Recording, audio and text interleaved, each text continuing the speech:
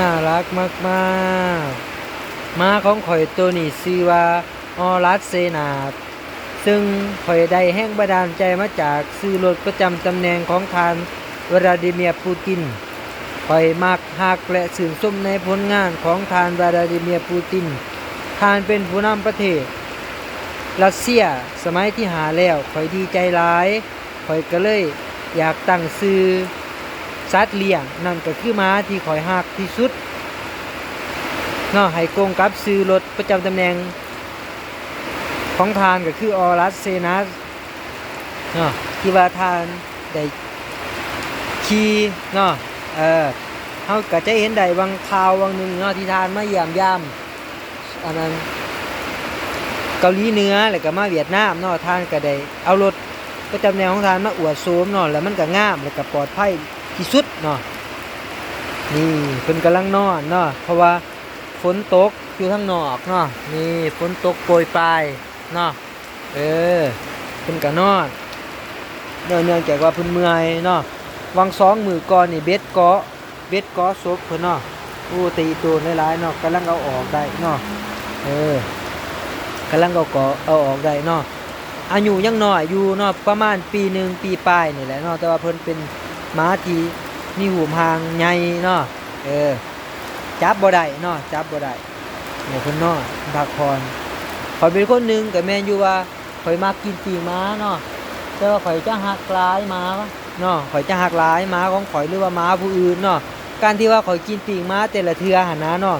บ่หมายก็ว่าข่อยบ่ฮักสัตว์เนาะข่อยก็ซื้อเพิ่นกินเนาะเพิ่นขายข่อยก็ซื้อถ้าเพิ่นบ่ขายข่อยก็บ่ได้ซื้อหั่นนะเนาะ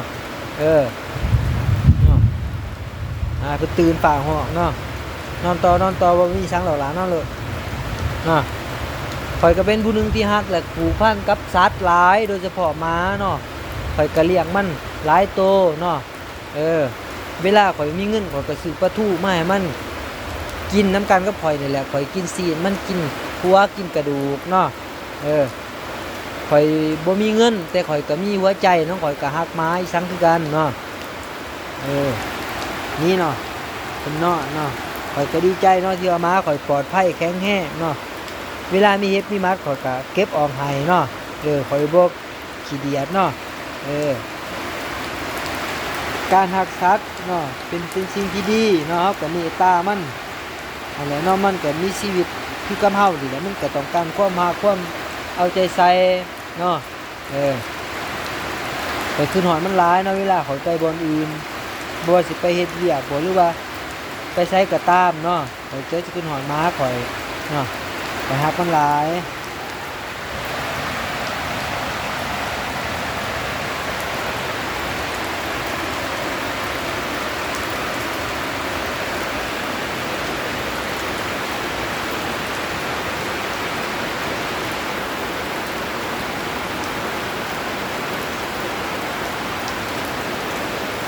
แนวใดก็อย่าลืมเนาะฝากกดไลค์กดแชร์กดติดตามช่อง YouTube สุกสันต์ภพิรลักษณ์เนาะหลายคนก็คือสิฮู้ข่อยดีเนาะใน TikTok โดยเฉพาะแม่นคำคม